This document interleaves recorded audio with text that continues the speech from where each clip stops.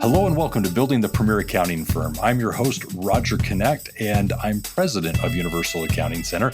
And each and every week I come on with various episodes to address the tips and tricks of what it is you need to be doing to work on your business to, in fact, have the premier accounting firm in your area. It's in these various episodes that we have on the experts to help share various things that relate to relationships with our clients, onboarding them, retaining them, offering quality accounting services, perhaps even mental health, pricing, marketing, sales, just a variety of things that can help us as we're looking to actually provide quality services and get paid what we're worth. Now, as a guest today, we happen to have someone I've been looking forward to having on the show. It's Reanna Ritter, and she happens to be the owner and founder of Ritter Accounting and Consulting. It's basically a company designed to actually help provide outsourced accounting solutions to small and mid-sized companies looking for accurate, timely, and relevant visibility into their financial performance while saving time and money on non-value added activities. Now, on a side note, she is born and raised in beautiful South Lake Tahoe and began working at the age of 15. She put herself through college, earning a Bachelor of Science in Accounting in 2012 and a Master of Business Administration in 2017. Her goal is to help small to mid-sized companies obviously improve their customer and employee experiences, as well as increase profit. She enjoys hiking, golf, swimming, camping, traveling, theme parks, singing, dancing, spending time with her friends and family, and exploring the wine country. She lives in La Quinta, California, and there with her husband and 2 children. So with that, Reanna, welcome to the show. Thank you, Roger. Great to be here. Yeah, this is going to be quite fun. We've got a lot to start with. And one of the things I always like to begin with is just what drew you to accounting? Obviously, as a profession, back when you were younger, what kind of got you on this path? That's kind of funny. When I was a kid, I used to add up my dad's receipts. He just had me do that. And that was really my only experience with accounting until college. I was exploring all kinds of majors. It was very inexpensive to go to the community college in Lake Tahoe. It was only $7 a unit. So I was going through all the possible majors, and I landed on enology, which is winemaking. And I had to take accounting for that. And I just felt that it was really easy, and I understood it, and I thought I would have a lot better job prospects in accounting rather than enology. So with enology, you have a wine glass in one hand and you've got a calculator in the other now. Is that basically right? Yeah, it's really a chemistry-based field. It's wine blending. You have to measure the sugar in the grapes so you know when to pick them, and then all the sanitation. I did winemaking for one of my organic chemistry projects, so that was a fun experience. But yeah, I didn't really know why accounting was part of that major. I guess it's just a core business thing. It's core. You're going to find it anywhere and everywhere. Now, one of the things regarding the recipe, correct me if I'm wrong, but isn't there something to do with the acidity of the grapes and so forth? Yes. Yeah. There's so many, the different types of yeast, different types of wine barrels. You have American oak, you have French oak, and the terroir. So different soils, like a clay alkaline soil is great for Zinfandel. In Amador County, they make great Zinfandels. And then, a coastal climate, you're not going to find that same type of robust. So there's just so much to know to be a successful winemaker. It's a lot of creativity and calculation.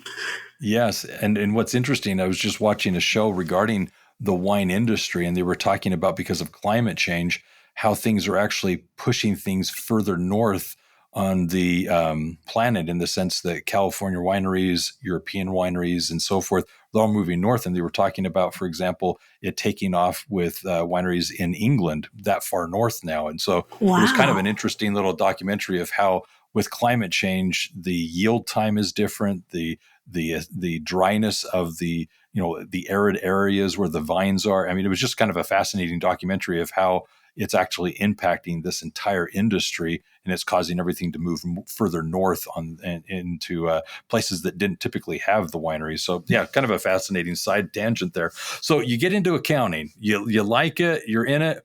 Why start a business in accounting? Yeah, good question.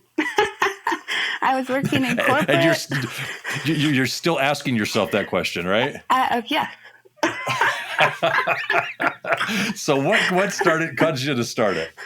I started in corporate accounting. I got promoted really quickly, but I had no experience before getting my degree.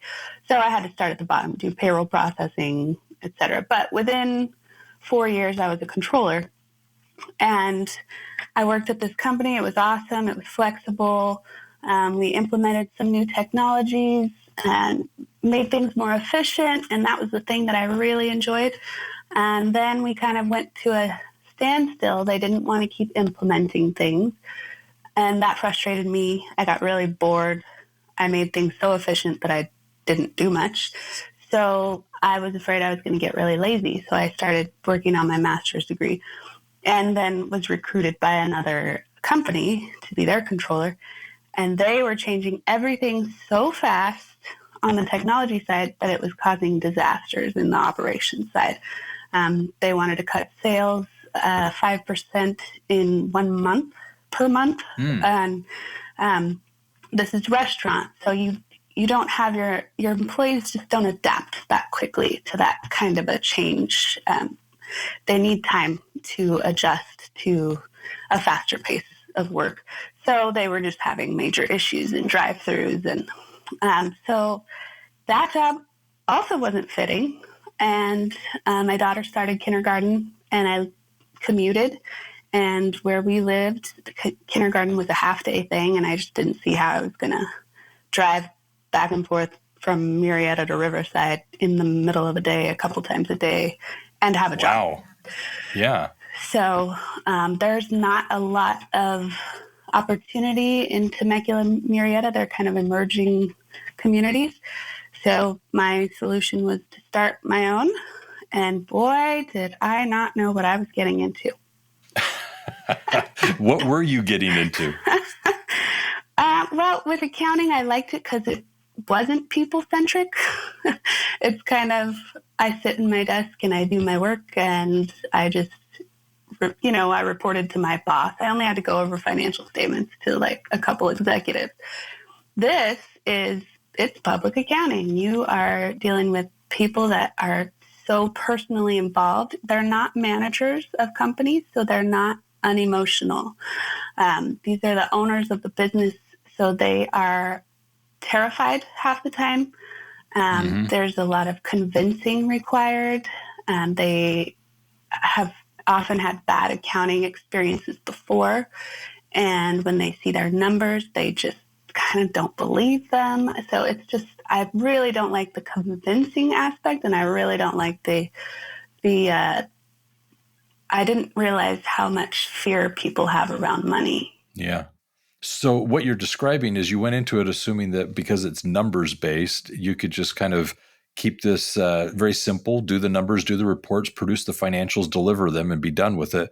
And what I'm hearing you say is that because you're working directly with the owners, they have an emotional attachment to the numbers, and there is a kind of a cause and effect of what you're reporting to them actually impacts them personally, and it gets to an emotional level. Is that a fair assessment of what you just shared? Yeah, exactly. So you start your business, you're into this, you've been doing it for years, and you're obviously doing very, very well. What advice would you give to yourself then as a younger self starting a business, starting this accounting business, that you wish somebody would have told you? I think that I also had some pretty false beliefs about money. So I was afraid to invest in help. If I would have hired somebody who just loved communicating with people, and I think I just told myself all kinds of stories, like I can't afford to hire help. And even if I get this person who's a great communicator, if they're not a good accountant, they're not going to be able to explain or answer the questions that the clients have. So I've just been struggling with that because of not getting the right type of help, I think. So it sounds like as a solo entrepreneur, you struggled making that first hire, delegating, letting somebody else have access to your clients, letting somebody else kind of communicate the information relating to the financials to the clients. Is that what I'm hearing? Yes, and that created me going down this rabbit hole of a lot of false beliefs that I have and trying to learn new beliefs. So give me an example of one of these false beliefs that you had to change. Well, I discovered I was a perfectionist, which is common, I think, for accountants, but Yeah. you kind of need to be to an extent. But I was very controlling. I hadn't made that connection before, but wanting the communication to happen in a very specific way, and make sure you don't ask a silly question because they expect you to know a lot of stuff. I kind of think I was believing that I was needing to read their minds a little bit, and that was kind of ridiculous, but I was doing some of it. I mean, anticipating everything that they were going to say. Oh, they'll be irritated if you ask for that. So there was a lot of believing, I think relying on intuition and feeling like other people may not have that, and so they can't help me. Okay.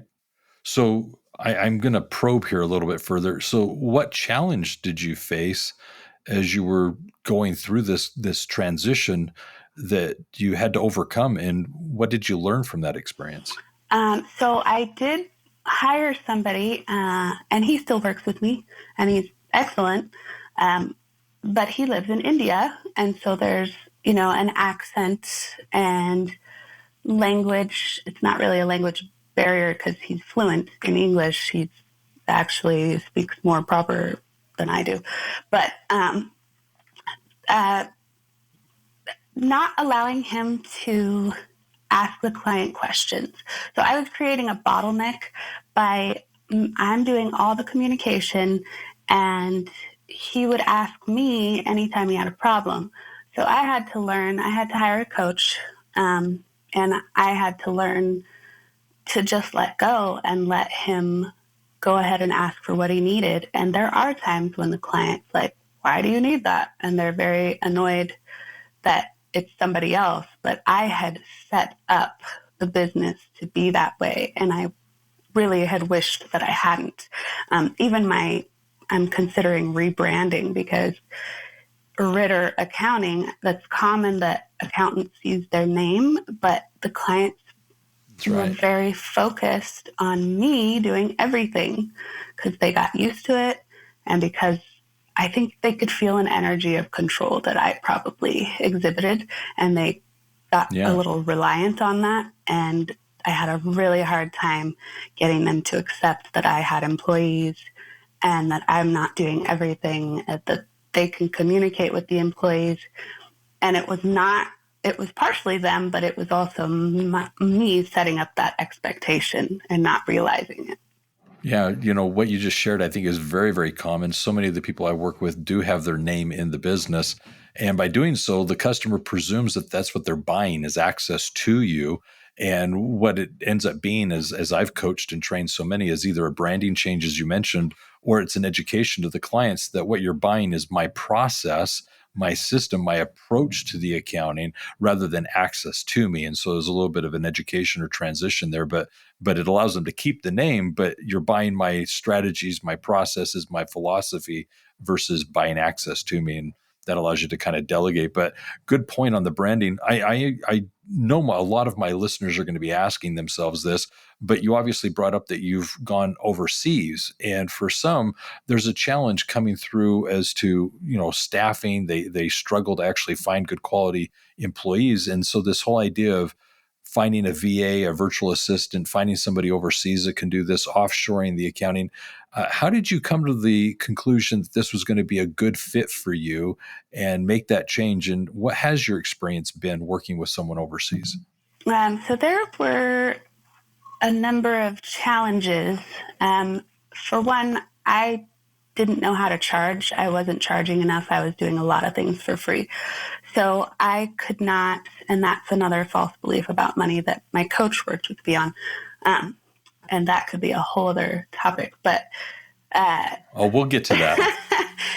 I didn't have the cash flow to hire an American, essentially. I just didn't have the money. So This firm called Integrity, they're based in New York. They approached me a couple times, and I just kept ignoring them. And then finally, I had a consultation with them, and all of their people are in India, but it's similar to just hiring someone yourself. It's just that they work remotely. And I hired a bookkeeper. I hired accountants. So I still don't have somebody just handling my communication. That's still a goal. But so everyone had accounting degrees. They are branching out to more than just accounting now, but I got to interview them on a video call, go through their resumes, ask questions, and I settled on someone who was very much not like me, which actually turned out to be a very good hire. And then in another case, I hired someone who was pretty similar to me, and that didn't work out at all.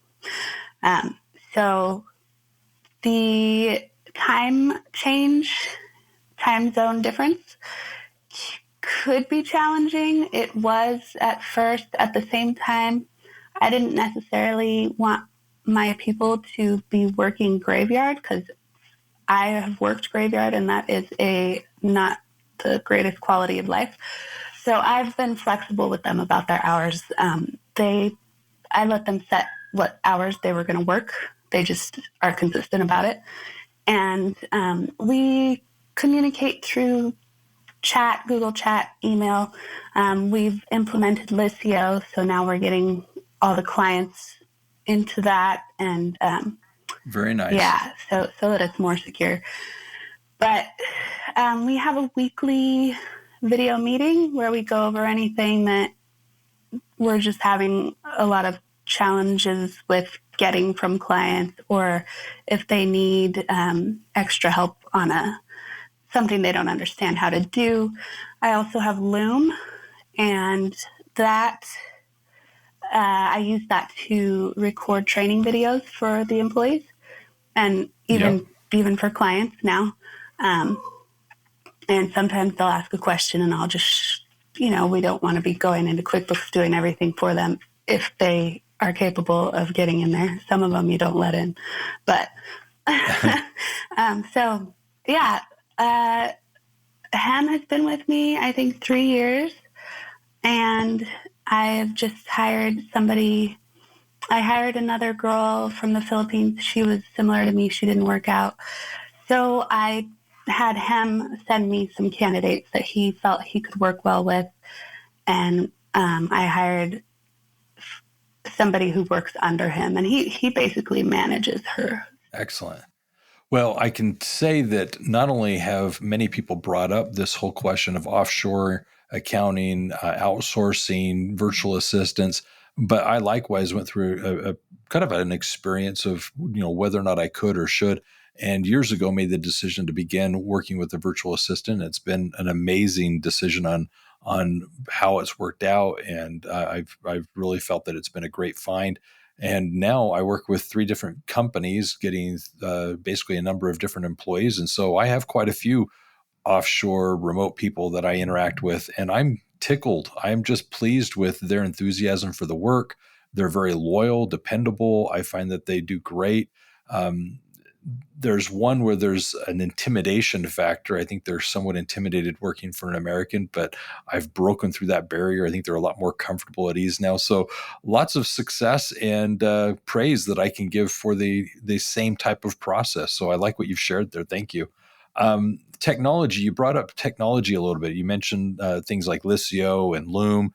How has technology kind of made you more efficient and productive? And what is maybe the next thing you're looking at as you're considering what to work on in your business? Well, my focus when I started my firm was improving technology for my clients. And what I found was people do not want to change, and they're afraid of technology for the most part. So that didn't work out. But I use QuickBooks Online exclusively. I used to work with people in desktop, and it was causing me to slow down. I had to standardize pretty much everything. So I had to eliminate working with anybody who's not willing to do QuickBooks Online.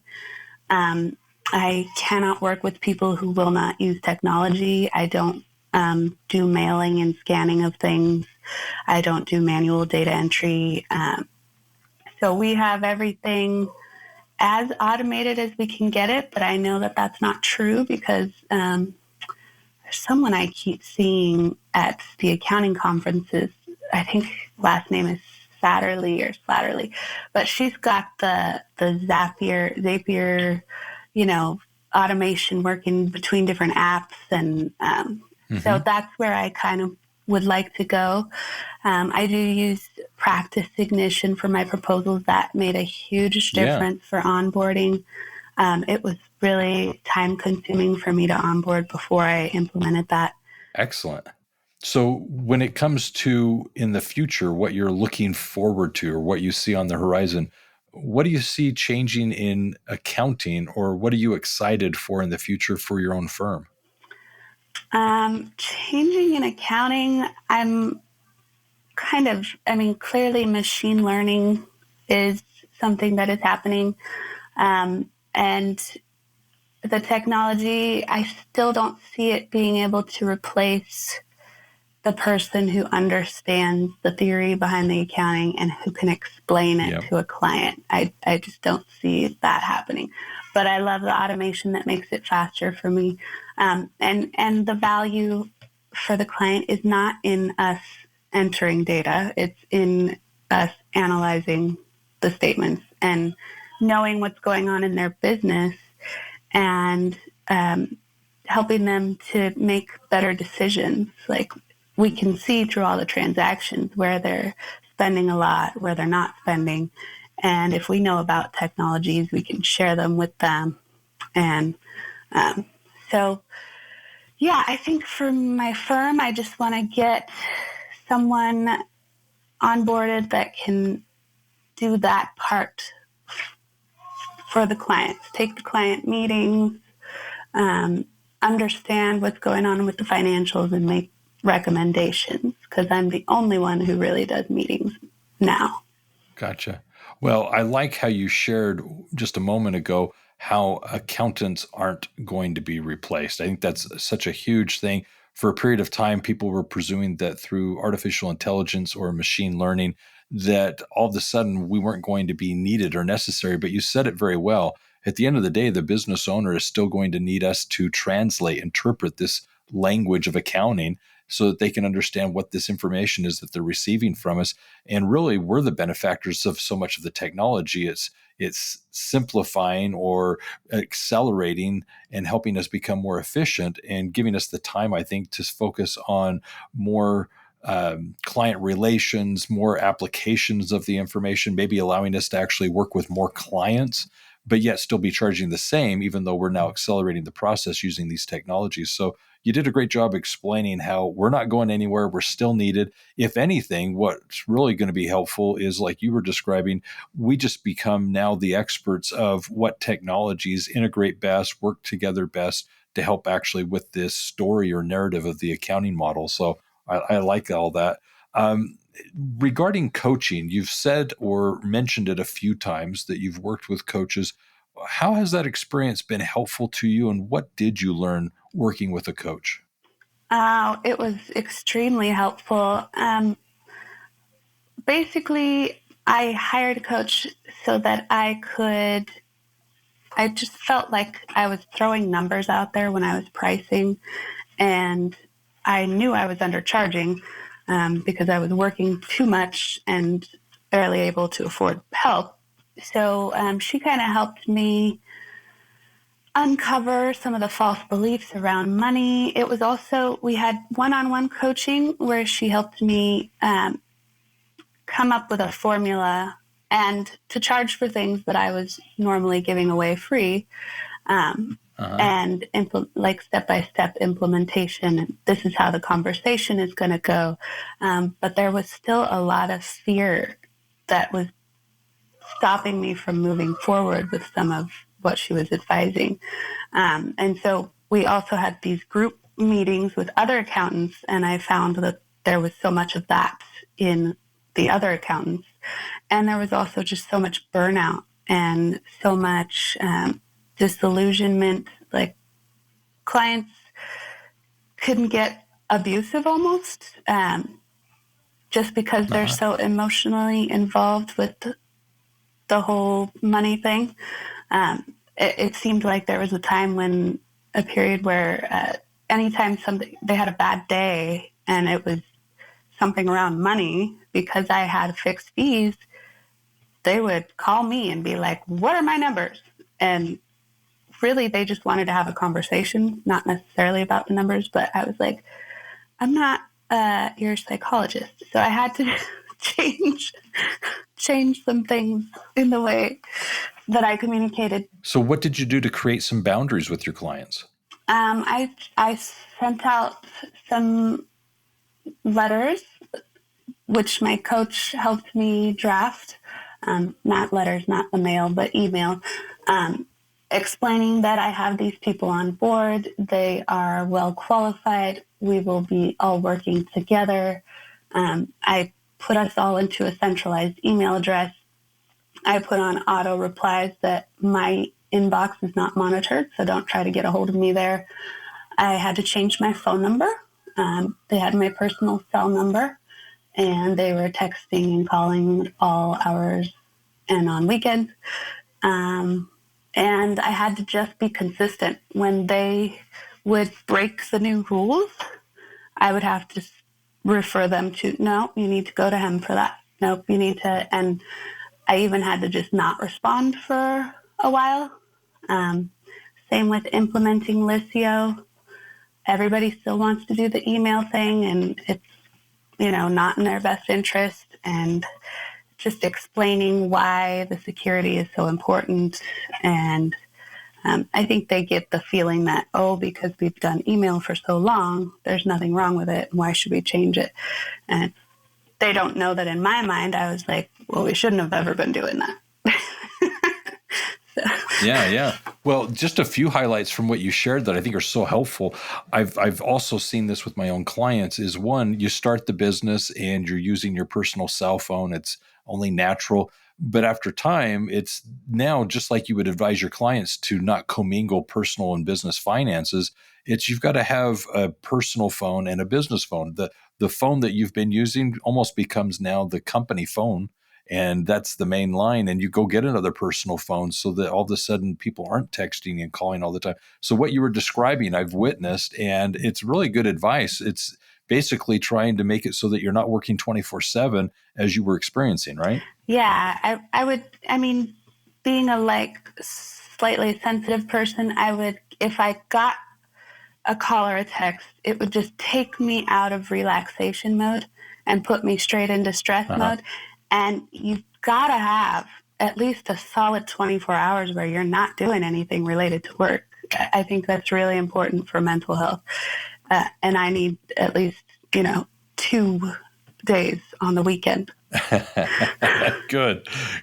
So as a segue from this, how did you address the burnout that you were mentioning earlier? I had to start doing a lot of mental health kind of work. I was alerted through coaching to the fact that I had some false beliefs, and I wasn't that clear on what they were. So I started reading a lot of books. I started exercising instead of just getting straight to the desk. And while I was doing my workouts, I would listen on Audible to, stuff that I enjoyed listening to. Many were self-help books. Many of them were funny. And then meditation. I started learning how to do meditation, which helped me and journaling, get down to what those false beliefs were and create a new narrative to have because our brains are basically programs. I think I read that 95% of our thoughts in a day are repeats from yesterday, and we only have maybe 5% that are new. And when you have a bad tape running in your head, it takes some time to get the right tape running. And a lot of these things we learn in childhood from society. Some of them aren't even intentional. just advertising that teach us things like unworthiness, and then we have difficulty having boundaries with people. I liked your analogy of the tape that's always running. I think that's right. It's so much the nature nurture discussion of how much gets kind of written on there unknowingly, but it's running in our minds consistently. And it basically impacts or influences the narrative that we play in our lives of what we're experiencing. And it taints or colors how we perceive everything around us. And so to get in and kind of rewrite that code and help us have more of an optimistic perspective of life, it takes effort, it takes time. And so I like that illustration you gave of the tape. That was really good. So with that whole evolution and change, you now are running this business. You're doing very well. You're a business owner. How's your life changed now that you're actually successfully running an accounting business? What are some of the pluses that have come from that? There are days during the week that I go golf. I have my weekends off. I don't work past 5 p.m., sometimes even 3 or 4. My kids, I'm not screaming at them, telling them to be quiet constantly because I work in my house.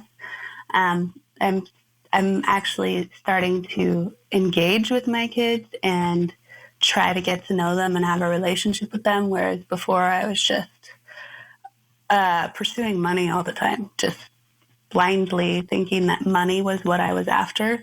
Really, I think what I was looking for was peace and freedom and the ability to be in charge of my own time. That is excellent. So with your children, what do you hope that your children are learning as they watch you run your business? I hope that they're learning that entrepreneurship is kind of the way to go, as far as a long-term trading your time for money. I wouldn't go back to that for anything. And I hope that they're learning boundaries. I wasn't the best communicator, so there are times when I have to apologize to them for the way I've said something or what I've said. And so I want them to be learning that it's normal to make mistakes and to admit it and to apologize and to move on and not let it be something that eats at you for the rest of your life, which I had a lot of that going on. So, and to do things that they love. I don't think that either of them has the personality to be an accountant. So I don't want them to pursue something that they don't want to do just for the sake of money. I think our lives are there's much more to them than chasing after money and things. Instead, I'd rather see them have great experiences. Yeah. So now this is kind of an interesting thing. We've kind of touched on it earlier, but there's two types of listeners, if I could break them down as to who is in the audience.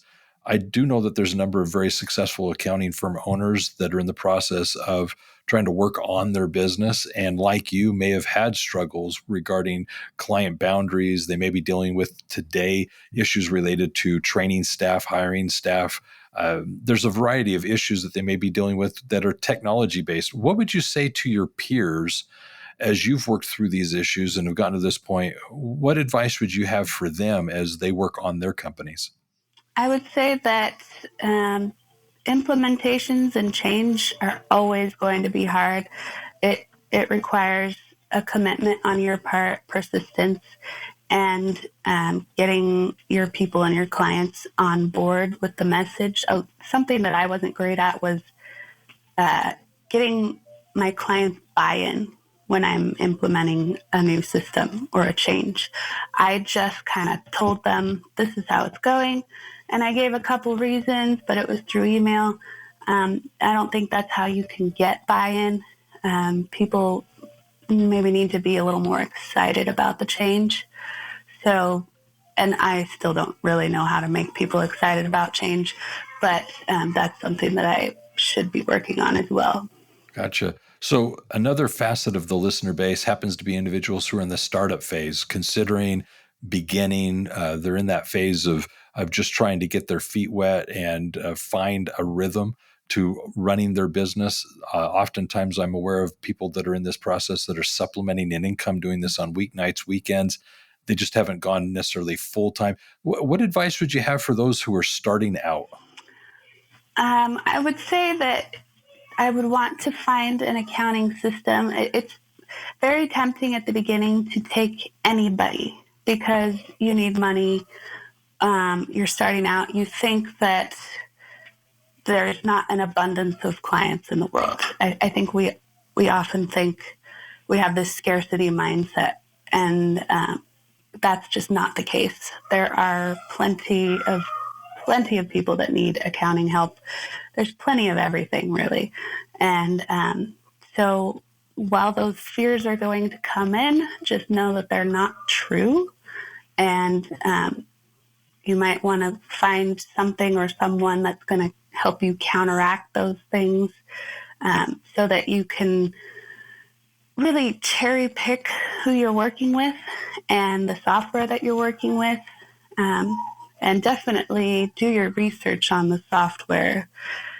You'll have software salespeople giving you all kinds of promises that don't come true when you implement the technology.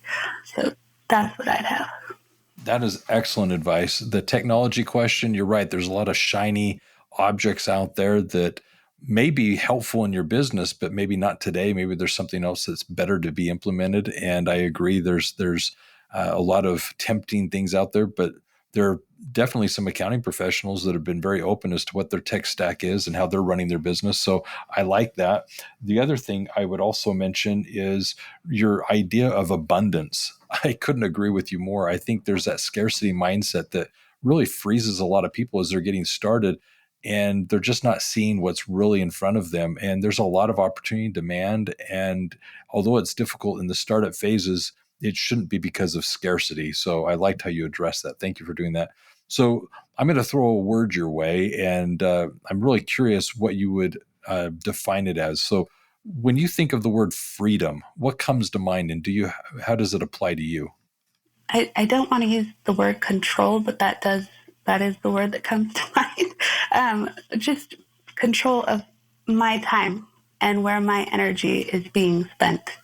I don't want to have that dictated by a scarcity mindset, for example, worrying about where the next dollar is coming from.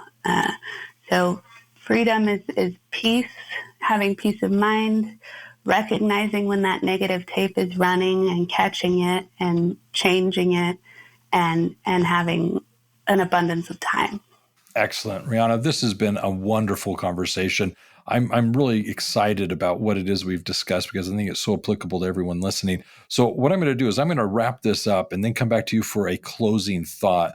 But as I wrap this up, I just want to point out that in the episode description, we're going to be putting some free resources to help you as individuals as you're working on your business. A number of free resources that I would encourage you to check out and see what might be that next step that makes sense for you as you're working on your business. One of which will be specifically a toolbox. The toolbox is essentially all those different resources and tools that you're needing as you work on your business to leverage your time, become more efficient, and really take advantage of some of the things that are out there to help us actually, in fact, build the premier accounting firm. So check out in the episode descriptions those things that we'll be listing there based on the conversation that we had. We also spoke of Lisio and Loom. So there's a variety of things that you want to check out. Second thing that I want to do is, as a summary, just point out a few of the highlights. Definitely want to start with what we just ended. It's that abundance mindset. There's so much demand and need for accounting services. We do make a difference. Business owners do benefit from the services that we're providing, especially when we choose to go beyond just providing the financial reports, but actually helping them understand what the numbers mean, how they apply to their business, so that they can make more informed business decisions. I really feel that as accounting professionals, there's so much more that we can bring to our clients to help them be successful and, in fact, have the companies they were hoping to have.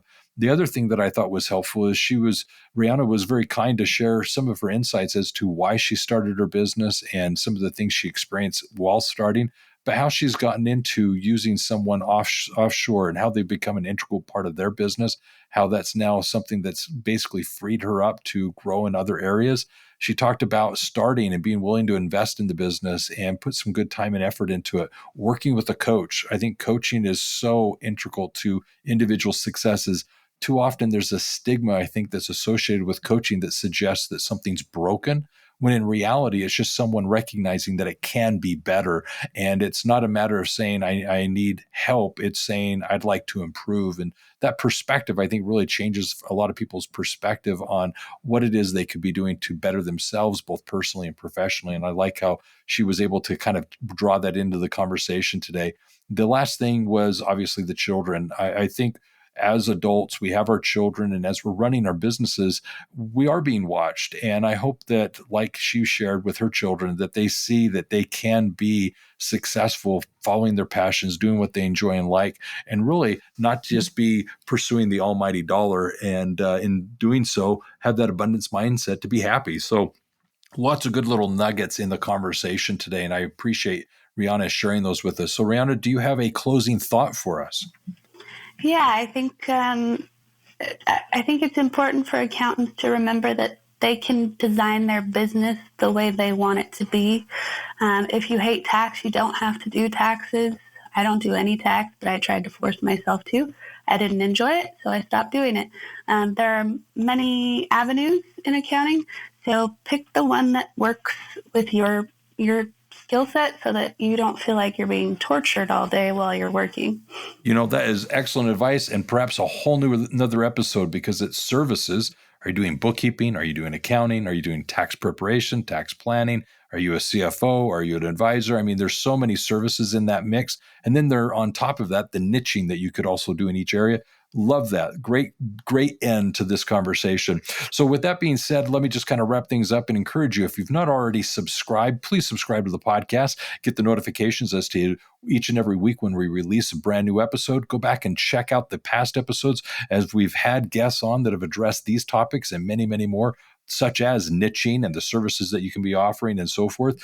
And then in addition to that, with regards to the podcast, feel free to contact Universal. If you have questions or would like to implement or learn more about these various topics, you can contact us by reaching out on the phone at 801-265-3777 or visiting us online at universalaccountingschool.com. And always remember this, if it's about accounting, it is Universal. Take care, have a great day, and be safe out there.